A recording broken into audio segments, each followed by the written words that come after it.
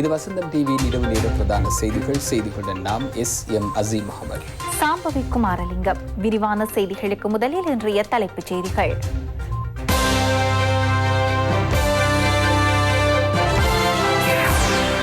கொரோனாவை கட்டுப்படுத்த இதுவரை 262 பில்லியன் ரூபாவை செலவிட்டுள்ளது அரசாங்கம்.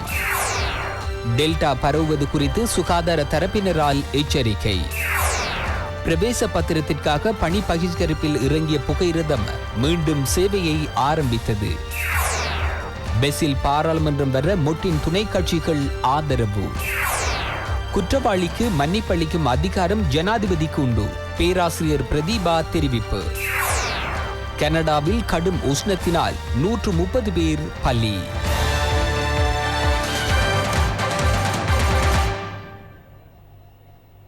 நான்கு மாவட்டங்களின் ஒரு சில பகுதிகள் புதிதாக தனிமைப்படுத்தப்பட்டன. இருந்தபோதிலும் அத்துடன் 4 மாவட்டங்களின் பல இடங்கள் தனிமைப்படுத்தலில் இருந்து விடுவிக்கப்பட்டுள்ளன. மொனராகலை மாவட்டத்தின் விவில போலீஸ் அதிகார பிரிவின் கனுல்வெல பகுதி புதிதாக தனிமைப்படுத்தப்பட்டது.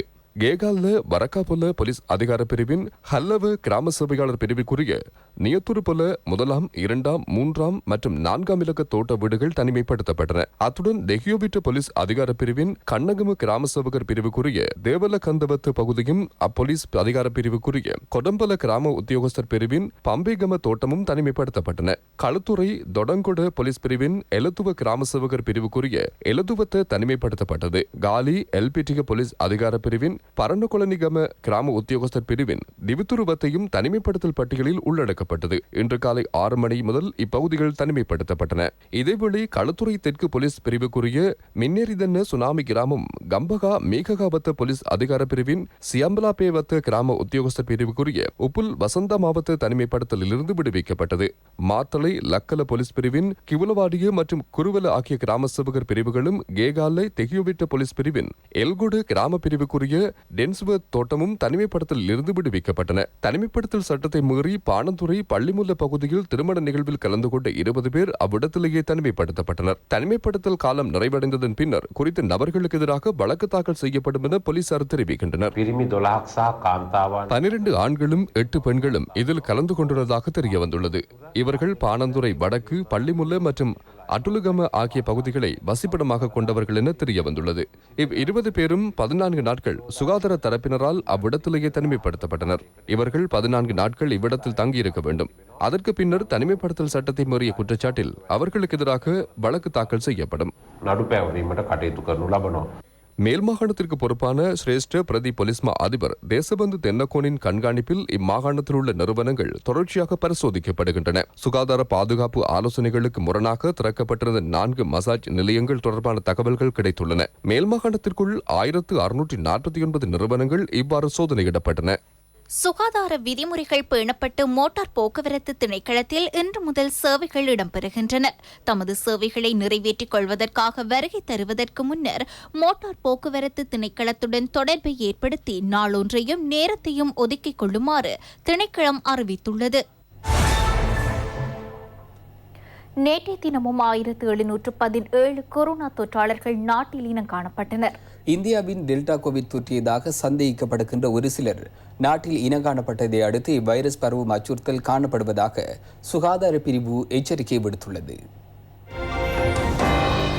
நேற்று இனங்காணப்பட்ட 1717 தொற்றாளர்களில் 8 பேர் வெளிநாடுகளில் இருந்து வருகை தந்துள்ளனர். நேற்றைய தினம் கூடிய தொற்றாளர்கள் கொழும்பு மாவட்டத்தில் இனங்காணப்பட்டதுடன் அவ்வெண்ணிக்கை 348 ஆகும். கம்பகாவில் இருந்து 220 பேரும் களுத்துறையில் இருந்து 198 பேரும் நேற்று இனங்காணப்பட்டனர். இதற்கமைய நாட்டில் இனங்காணப்பட்ட மொத்த கொரோனா தொற்றாளர்களின் எண்ணிக்கை 2,57,225 அதிகரித்துள்ளது. இவர்களில் 2,23,471 பேர் பூரண குணமடைந்துள்ளனர். 30,769 பேர் தொடர்ந்தும் வைத்தியசாலைகளிலும் சிகிச்சை நிலையங்களிலும் சிகிச்சை பெறுகின்றனர். நேற்றைய தினத்திலும் 16,934 PCR பரிசோதனைகள் மேற்கொள்ளப்பட்டன.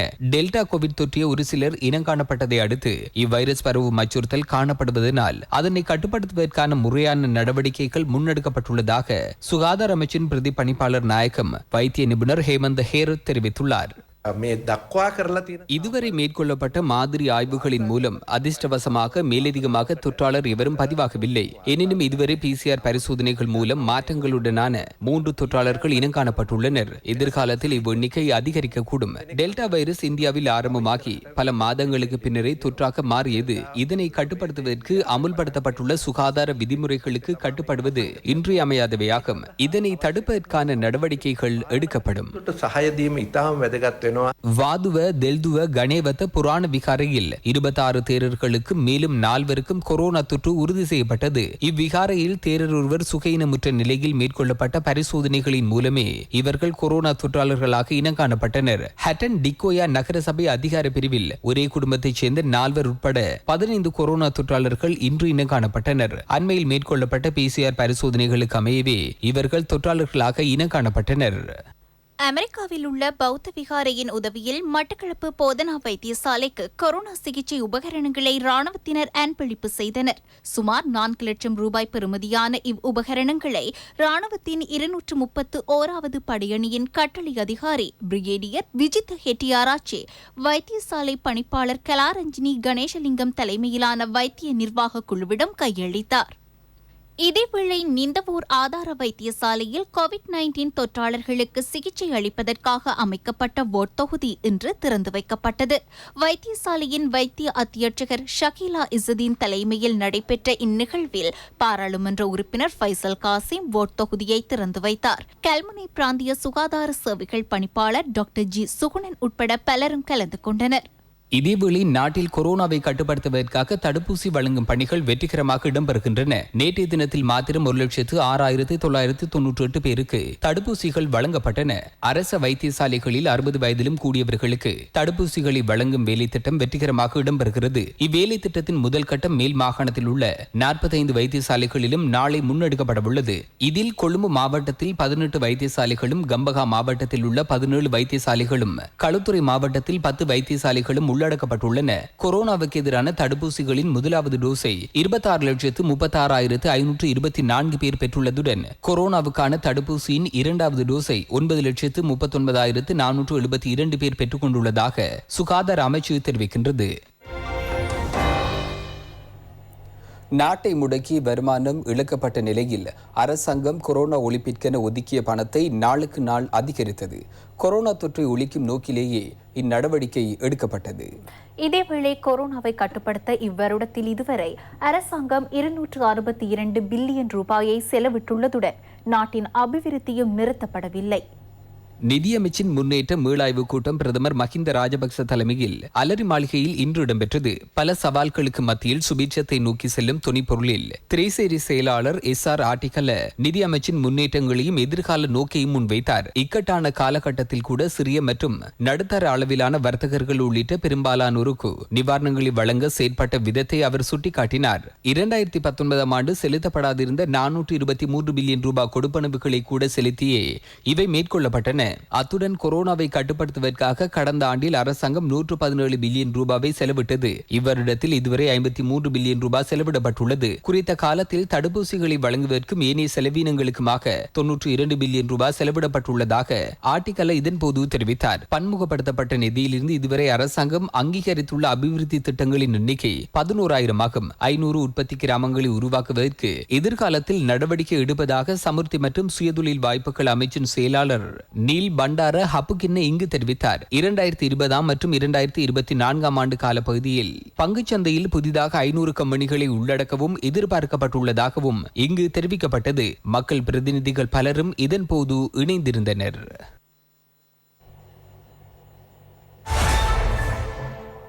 அரசாங்கத்தின் உத்தரவாத விலைக்கு நாளை முதல் நெல் கொள்வனவு செய்யப்படும் என அமைச்சர் மஹிந்தானந்த அலுத்கமகே தெரிவித்துள்ளார்.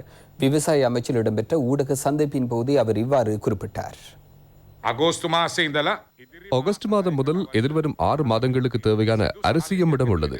அரிசிக்கு எவ்வித பற்றாக்குறையும் ஏற்படாது. நெல்லுக்கு உத்தரவாத விலையொன்றை அரசாங்கம் என்ற வகையில் தெளிவான தீர்மானம் ஒன்று எட்டப்பட்டுள்ளது. இம்முறை விவசாயிகளிடமிருந்து நாடு ரக நெல் 50 ரூபாவிற்கும், 1 கிலோ சம்பா 52 ரூபாவிற்கும், ஈரலிப்பான நெல்லுக்கு 44 ரூபாவிற்கும் கொள்வனவு செய்யப்படும்.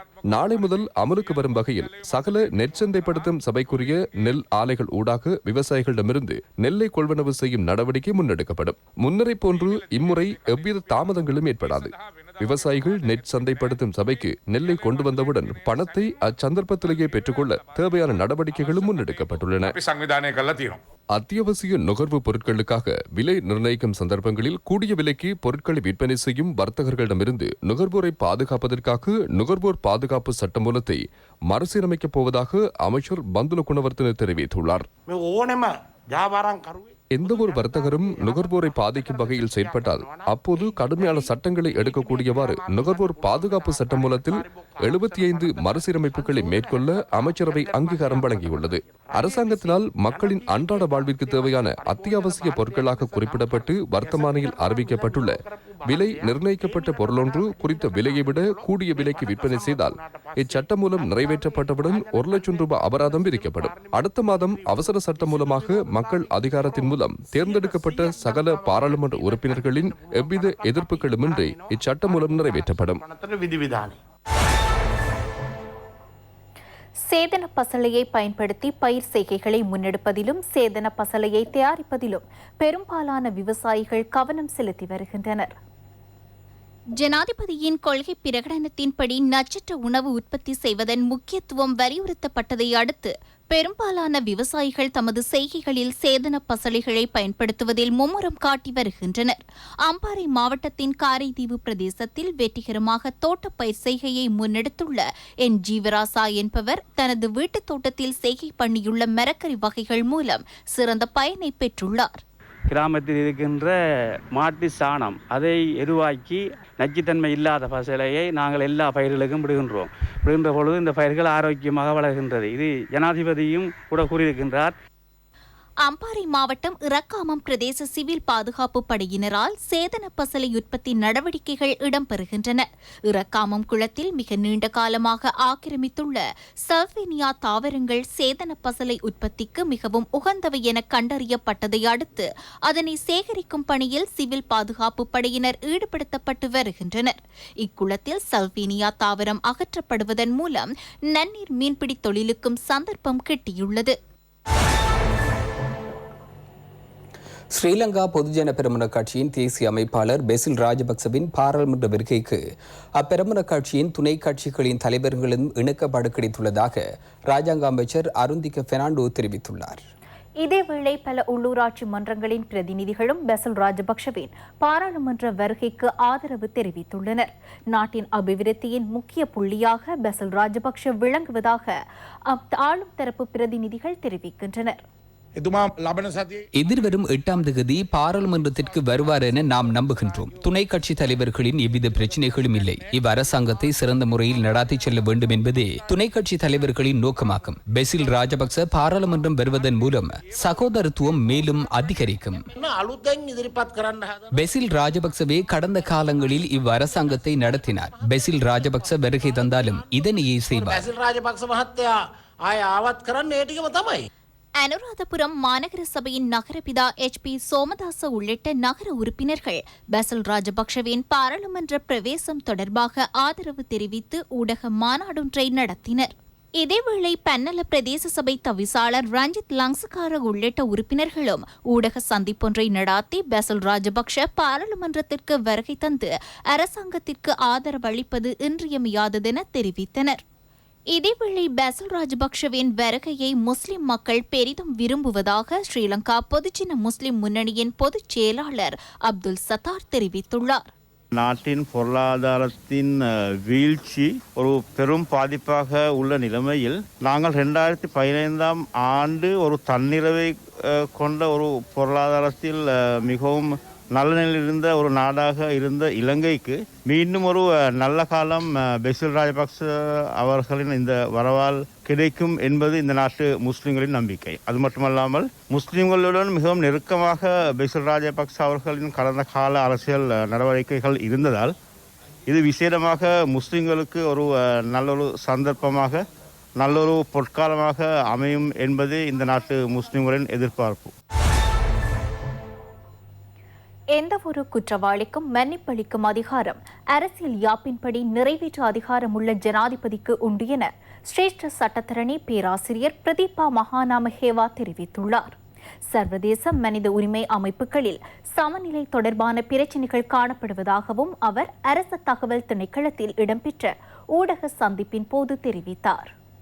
1978 දෙවන ජනරජ ආණ්ඩුක්‍රම ව්‍යවස්ථාවේ 1978 இரண்டாவது குடியரசு அரசியல் யாப்பில் 34 1 சரத்திற்கமைய ஜனாதிபதி மன்னிப்பு குறித்து தெளிவாக அரசியல் யாப்பில் உள்ளடக்கப்பட்டுள்ளது. இலங்கை குடியரசின் எந்தவொரு நீதிமன்றத்தினால் குற்றவாளியாக்கப்படும் எந்தவொரு நபருக்கு மன்னிப்பு வழங்க முடியும். இது முழுமையான மன்னிப்பாகவோ அல்லது நிபந்தனைகளுடன் கூடிய மன்னிப்பாகவோ அமையலாம். மன்னிப்பு வழங்குவதில் வகைகள் உண்டு. தண்டனை காலத்தை ஜனாதிபதி சிந்திக்கும் வரையிலான காலப்பகுதிக்குள் ஒத்திவைக்கவும் முடியும். தளர்த்தப்பட்ட தண்டனை வழங்கவும் முடியும். முற்றாக நீக்கவும் முடியும். பகுதி அளவில் குறைக்கவும் முடியும். சொத்துக்கள் அரசுடைமையாக்கப்படுவதாயின் அதனை நிறுத்தவும் ஜனாதிபதிக்கு அதிகாரம் உண்டு. ජනාධිපතිවරයාට බලය තියෙනවා. மரண தண்டனையை அமுல்படுத்துவது குறித்தும் அவர் கருத்து வெளியிட்டார். මරණ දඬුවම කියන එක மரண தண்டனையானது சிவில் சமூகத்தில் வாழும் உரிமையை முற்றுமுழுதாக மீறுவதாக ஐக்கிய நாடுகள் ஸ்தாபனத்தின் பெரும்பாலான நாடுகள் கைச்சாத்திட்டுள்ளன. ஆயுட்கால தண்டனை வழங்குதல், முதியவர்களாக இருந்தால் அவர்களை விடுவித்தல், குறிப்பிட்ட காலம் தண்டனை அனுபவித்தால் அவர்களை விடுவித்தல் போன்ற நிலைப்பாட்டிலேயே உலகின் சகல நாடுகளும் காணப்படுகின்றது.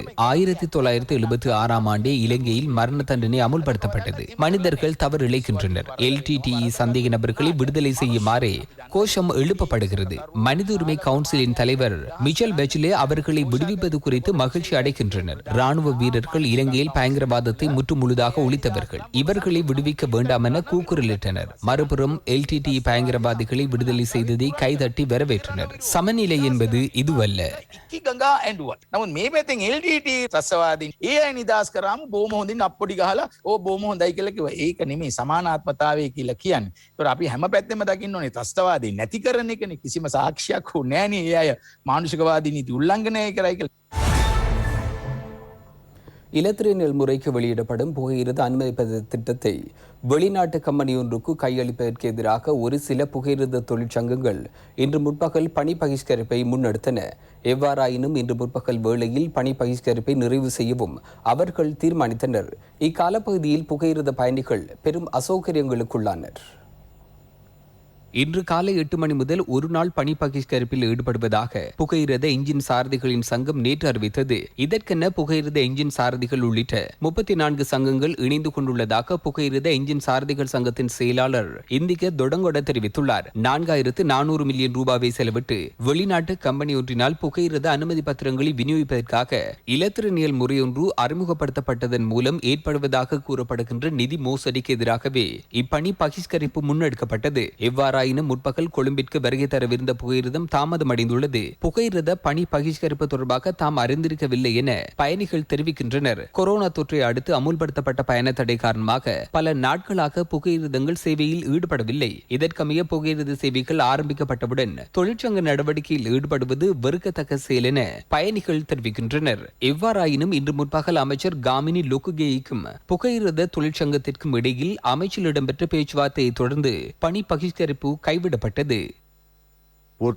தொழிற்சங்கங்களுடன் மிக நெருங்கிய உறவை பேணி வருகின்றோம். அவர்களது பிரச்சனைகள் குறித்து பேச்சுவார்த்தை நடத்தினோம். அமைச்சர் என்ற வகையில் என்னால் எடுக்கக்கூடிய சகல நடவடிக்கைகளையும் எடுப்பேன். புகையிரத சேவைக்கும் நாட்டுக்கும் பயன் தரக்கூடிய தீர்மானங்கள் எட்டப்படும். குறித்த திட்டம் குறித்து நான் அறிவேன். எனினும் அதனால் ஏற்படுவதாக கூறப்படும் பண மோசடி குறித்து எனக்கு தெரியாது. இது தொடர்பாக குழு ஒன்றை நியமித்து கண்டறியுமாறு செயலாளருக்கு பணிப்புரை விடுத்தேன். திட்டம் ஆரம்பிக்கப்படும் முன்னர் அதில் மோசடி ஏற்படுவதாக எம்மால் கூற முடியாது.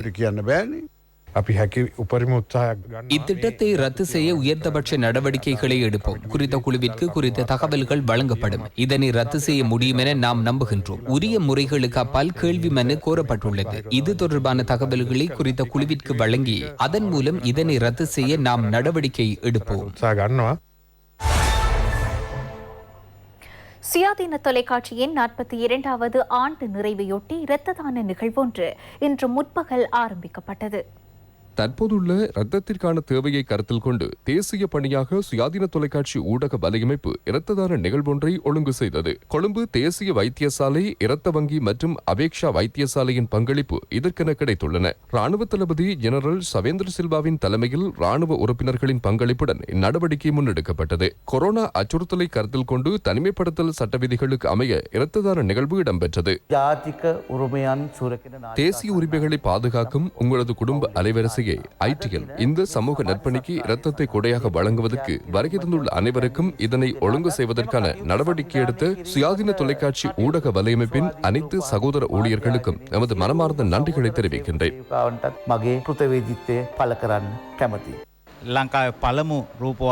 இலங்கையின் முதலாவது தொலைக்காட்சி அலைவரிசை என்ற வகையில் 42 வருடங்களாக ஆண்டு நிறைவின் போது பல்வேறு நிகழ்வுகளை நாம் ஒழுங்கு செய்து வருகின்றோம். இச்சந்தர்ப்பத்தில் நாம் இன்று முன்னெடுத்துள்ள இரத்த தான நிகழ்வானது மகரகம அபேக்ஷா வைத்தியசாலையினதும் கொழும்பு தேசிய வைத்தியசாலையினதும் இரத்த பற்றாக்குறையை நிவர்த்தி செய்யும் வகையில் முன்னெடுக்கப்படுகிறது. சுயாதீன தொலைக்காட்சி ஊடக வலையமைப்பு இதனை ஒழுங்கு செய்தது. ஊடக வலையமைப்பின் ஊழியர்களையும் ராணுவ தளபதி ஜெனரல் ஷவேந்திர சில்வா உட்பட ராணுவ உறுப்பினர்களையும் அதிகாரிகள் இவ்விடத்தில் நன்றி கூற கடமைப்பட்டுள்ளோம். எமது அறிவித்தலை ஏற்று இரத்தத்தை தானமாக கொடுக்க முன்வந்துள்ள அனைவருக்கும் எமது நன்றிகளை தெரிவித்துக் கொள்கின்றோம்.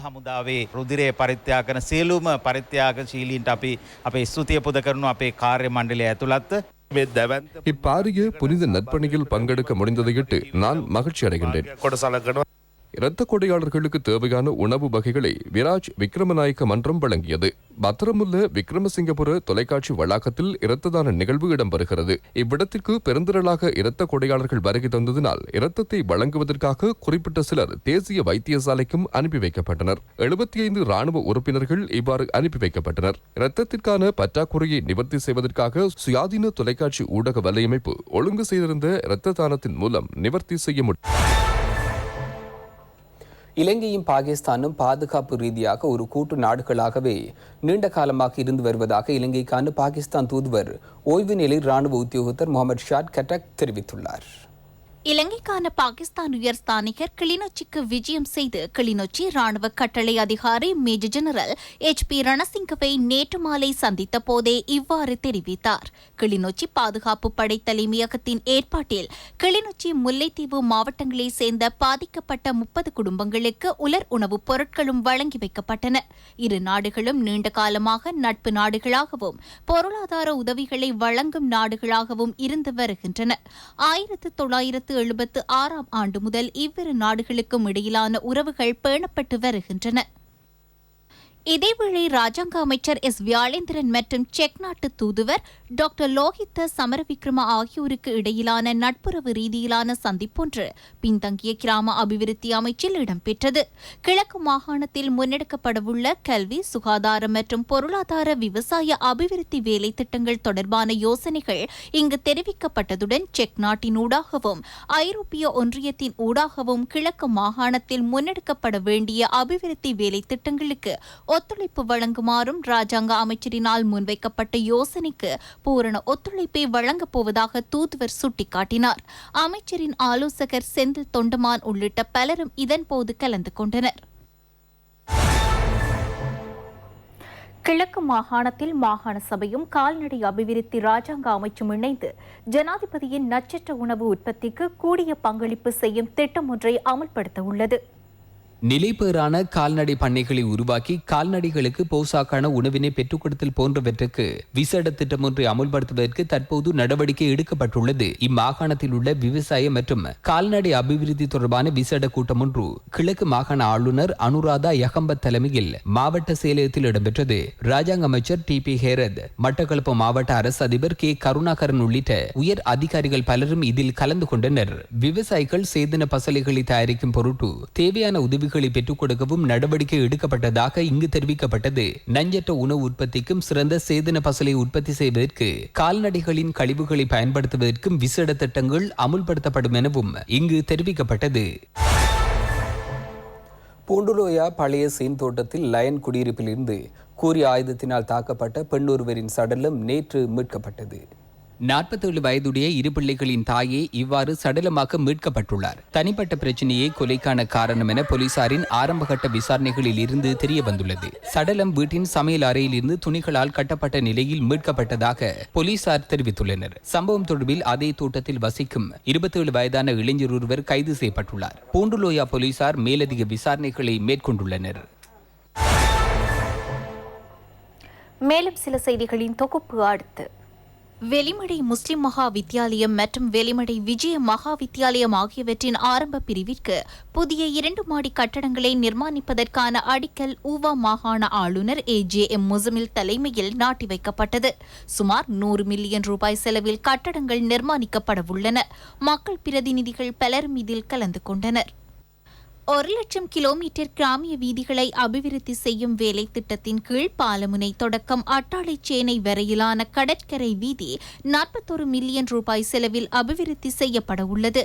பாராளுமன்ற உறுப்பினர் ஃபைசல் காசிம் வேலை திட்டத்தினை ஆரம்பித்து வைத்தார். மட்டக்களப்பு மாவட்ட போரைத்தீவு பெற்ற பிரதேச சபைக்கு உட்பட்ட கணேசபுரம் வீதி நீண்ட காலமாக புனரமைக்கப்படாத நிலையில் காணப்படுவதனால் மக்கள் பெரும் அசௌகரியங்களுக்கு உட்பட்டுள்ளனர். இவ்வீதியை துரித கதியில் செப்பனிட்டு புனரமைத்து தருமாறு மக்கள் வேண்டுகோள் விடுக்கின்றனர். எங்கட ரோட்டில் இப்படி இந்த வாருங்க ஸ்கூலுக்கு பிள்ளைகள் போயில பெரியாக்கள் ஒரு வயது போனாக்கள் ஒரு அவளர்கள் ஒரு வருத்தவாதையாக கொண்டு போயிடாது. நிறைய பேர்கிட்ட நாங்கள் சொல்லியிருக்கோம் இந்த ரோட்டணைக்கு தர சொல்லி இலச்சம் கேட்டு வந்தாங்க வரக்கிட்டு வாங்க இதை என்ன செய்தாங்க கவுண்டியை கொண்டு விட்டு நாங்கள் பெருசாக அணைக்கு தரோம்னு சொன்னாங்க. அதுக்கும் இல்லை இப்போ ஒன்றும் இல்லை. இப்போ இந்த பயிருக்கு 2 பாருங்கள் தண்ணி போக மாதிரி அதில் பிள்ளைகள் பள்ளிக்கும் போயிடாது. தொடர்ச்சியாக இப்போ 20-25 வருஷம் கூடி இதே நிலையமாக காணப்படும். ஒரு ஓட்டோ போகிற அளவுக்கு தான் அது வழி காணப்படுகின்றது. 2 போகலாம் செஞ்சாங்க அப்படின்னா எங்களுக்கு வாகனம் போயிடல பிள்ளைகள் ஸ்கூலுக்கு போயிடாது.